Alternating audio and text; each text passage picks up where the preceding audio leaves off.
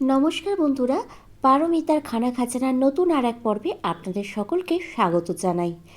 আজ আবারও একটা মিষ্টির রেসিপি নিয়ে চলে এসেছি, তাও আবার মতিচুরের লাড্ডু।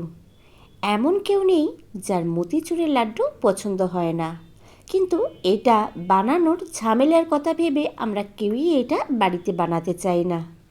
আজকে খুবই সহজ পদ্ধতিতে একদম দোকানের মতো মতিচুরের লাড্ডু বানিয়ে আপনাদের সাথে শেয়ার করব।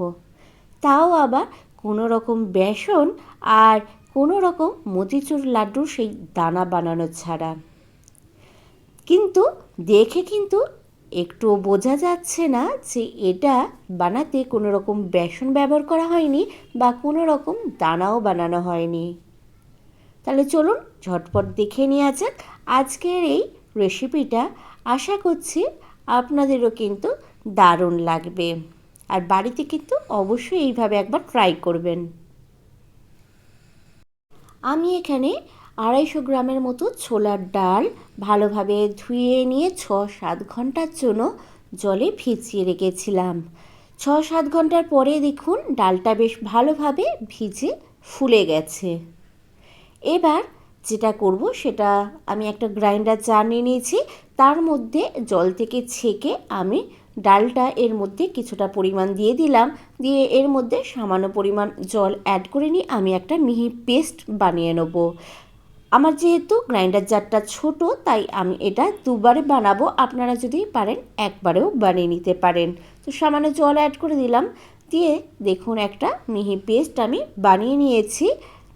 এবার এই পেস্টটা আমি সাইডে একটা বোলের মধ্যে ঢেলে রেখে দিচ্ছি, দিয়ে আবারও আমি বাকি ডালটা থেকে এরকমই মিহি পেস্ট বানিয়ে নেব। তো দেখুন আমাদের কিন্তু পুরো ডালটা থেকে পেস্টটা বানানো হয়ে গেছে। এবার চলুন নেক্সট প্রসেসটা দেখে নেওয়া যাক। তার জন্য এখানে আমি একটা কড়াই রিফাইন্ড তেল ভালোভাবে গরম করে নিয়েছি। তেলটা বেশ ভালোভাবে গরম হয়ে যাওয়ার পর আমি এর মধ্যে আগে থেকে যেই ডালটা থেকে পেস্ট বানিয়ে রেখেছিলাম সেই পেস্টটা থেকে এখানে আমি পকোড়ার মতো করে দিয়ে দিলাম ভাজার জন্য। তো আমি এই পকোড়াগুলো উল্টে পাল্টে লাল লাল করে ভেজে নেব। খেয়াল রাখবেন পকোড়াগুলো কিন্তু হাই ফ্লেমে ভাজা যাবে না, তাহলে কিন্তু ভেতর থেকে কাঁচা থেকে যাবে আর মতিচুরের লাড্ডু কিন্তু ভালো বানবে না। তাই মিডিয়াম টু লো ফ্লেমেই কিন্তু পকোড়াগুলো বেশ লাল লাল করে ভেজে নিতে হবে। তো দেখুন পকোড়াগুলো কিন্তু বেশ লাল লাল করে ভাজা হয়ে গেছে। এবার এই পকোড়াগুলো আমি সাইডের একটা প্লেটে তুলে রেখে দেবো, দিয়ে বাকি পকোড়াগুলো এই একই রকমভাবেই লাল লাল করে ভেজে নেব। তো আমি আর একটা ব্যাচ ভাজার জন্য দিয়ে দিলাম। আমি সেম প্রসেসেই কিন্তু বাকি পকোড়াগুলো ভেজে নিচ্ছি। তো দেখুন এখানে সবকটা পকোড়া কিন্তু ভাজা হয়ে গেছে, আর পকোড়াগুলো কিন্তু বেশ ভালোভাবে ঠান্ডা হয়ে গেছে। পকোড়াগুলো কিন্তু অবশ্যই ঠান্ডা করে নিতে হবে। এবার আমি একটা গ্রাইন্ডার জার আবারও নিয়ে নিলাম, দিয়ে এর মধ্যে আমি যে পকোড়াগুলো বানিয়েছি সেগুলো ছোট ছোট টুকরো করে ভেঙে গ্রাইন্ডার জারের মধ্যে দিয়ে দিলাম, কেননা এগুলো থেকে আমি পাউডারের মতো বানিয়ে নেব, মানে পকোড়াগুলো গুঁড়ো করে নেব। তো আমি এখানে যতটা পরিমাণ গ্রাইন্ডার জারে আসছে ততটা পরিমাণ পকোড়া দিয়ে দিলাম, দিয়ে এখান থেকে আমি পকোড়াগুলো গুঁড়ো বানিয়ে নিয়েছি। তো দেখুন একদম সুন্দর ঝুড়ো ঝুড়ো পাড়া কিন্তু গুঁড়ো একদম রেডি হয়ে গেছে। এইভাবে আমি বাকি পকোড়াগুলোও কিন্তু গুঁড়ো করে নেব, মানে পাউডারের মতো বানিয়ে নেব। তো দেখুন সবকটা পকোড়া থেকে কিন্তু গুঁড়ো করা হয়ে গেছে। এই সময় বলে রাখি খেয়াল রাখবেন যেন পকোড়ার কোনো বড় অংশ না থাকে। চাইলে আপনারা কিন্তু একটা চালনির সাহায্যে চেলে নিতে পারেন, যাতে সবকটা দানাই কিন্তু সমান থাকে। তো এখানে আমার কিন্তু বড় দানা নেই, তাই আমি আলাদা করে কিন্তু চালছি না। তো এবার আমি চিনির রসটা বানিয়ে নেব। তার জন্য একটা কড়াই গরম করতে বসিয়ে দিয়ে আমি তার মধ্যে দিয়ে দিলাম 1 কাপ চিনি, আর ওই কাপের মাপই এখানে দিয়ে দিচ্ছি 1/2 কাপ জল। এবার বলে রাখি আমি এখানে 250 গ্রাম ডালের জন্য 1 কাপ চিনির রস বানাচ্ছি।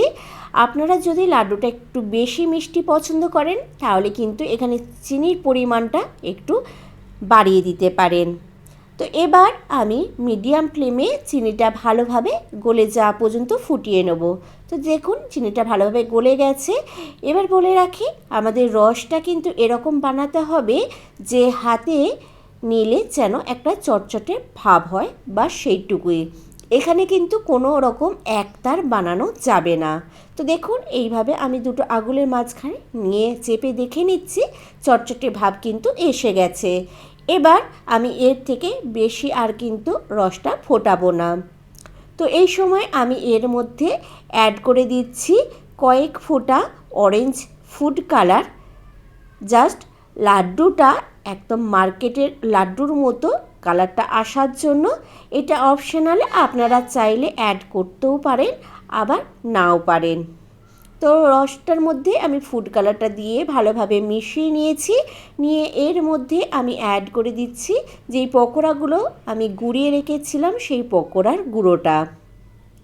এবার এই পকোড়ার গুঁড়োটা দিয়ে আমি ভালোভাবে নাড়াচাড়া করে নিয়ে রসের সাথে মিশিয়ে নেব।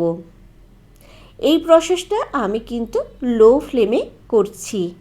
তো লো ফ্লেমে আমি ভালোভাবে রসটার মধ্যে গুঁড়োটা মিশিয়ে নিয়েছি। দেখুন ভালোভাবে কিন্তু মিশে গেছে। এবার এর মধ্যে আমি অ্যাড করে দেবো একটা ঘিয়ের সুন্দর স্মেল আসার জন্য 1 টেবিল স্পুন ঘি। এই ঘিটা দিলে কিন্তু একদম ঘিয়ের মতিচুর লাড্ডুর মতো সুন্দর টেস্ট আর গন্ধও আসবে। আর এর মধ্যে দিয়ে দিলাম খুবই সামান্য পরিমাণে এলাচ গুঁড়ো। যদি বাড়িতে এলাচ গুঁড়ো না থাকে তাহলে এখানে কিন্তু ছোটো এলাচের দানাও ব্যবহার করতে পারেন। এবার ঘি আর এলাচ গুঁড়োটা খুব ভালোভাবে নাড়াচাড়া করে নিয়ে আমি মিশ্রণটার সাথে মিশিয়ে নিলাম। এবার এর মধ্যে অ্যাড করে দিচ্ছি কিছুটা পরিমাণ কাজুর টুকরো। এটা অপশনাল, চাইলে দিতেও পারেন আবার নাও পারেন। আর এর মধ্যে দিয়ে দিচ্ছি কিছুটা পরিমাণ চার মগজ বা মেলন শিট। তো এবার আমি সব কিছু ভালোভাবে নাড়াচাড়া করে মিশিয়ে নেব। তো দেখুন আমাদের মিশ্রণটা কিন্তু একদম রেডি হয়ে গেছে।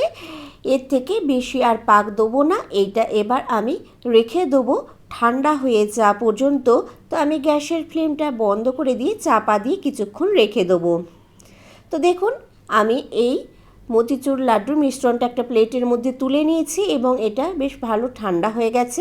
মানে হাত ছোঁয়া ঠান্ডা করতে হবে, মানে হাতটা দেওয়া যাবে এরকম ঠান্ডাই কিন্তু করতে হবে। পুরোপুরি ঠান্ডা কিন্তু আমি করিনি। এবার এখান থেকে কিছুটা পরিমাণ আমি অংশ নিয়ে গোল গোল লাড্ডুর মতো করে বানিয়ে নিচ্ছি। দেখুন লাড্ডুটা বানানো কিন্তু খুবই সোজা, সেটা আপনারা সকলেই জানেন। তো দেখুন আমাদের মতিচুর লাড্ডু একদম পারফেক্ট রেডি হয়ে গেছে। তো এইভাবে কিন্তু আমি বাকি সব কটা লাড্ডুই বানিয়ে নেব।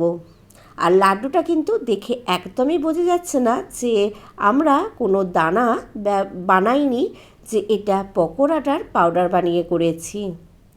তো দেখুন আমাদের মতিচুরের লাড্ডু একদম রেডি এবং আমি পরিবেশনও করে দিয়েছি।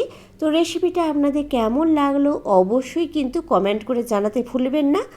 আর ভালো লেগে থাকলে অবশ্যই একটা লাইক করে দেবেন আর প্রচুর পরিমাণে শেয়ার করতে ভুলবেন না। আর যদি আপনি আমার চ্যানেলে নতুন বন্ধু হয়ে থাকেন আর চ্যানেলটা এখনও সাবস্ক্রাইব না করে থাকেন তাহলে ঝটপট চ্যানেলটা সাবস্ক্রাইব করে ফেলুন আর পাশে থাকার বেল আইকনটা প্রেস করে ফেলুন। তাতে আমি যখনই কোনো ভালো ভালো রেসিপি বা ভিডিও আপলোড করব সবার আগে নোটিফিকেশন আপনার কাছে পৌঁছে যাবে।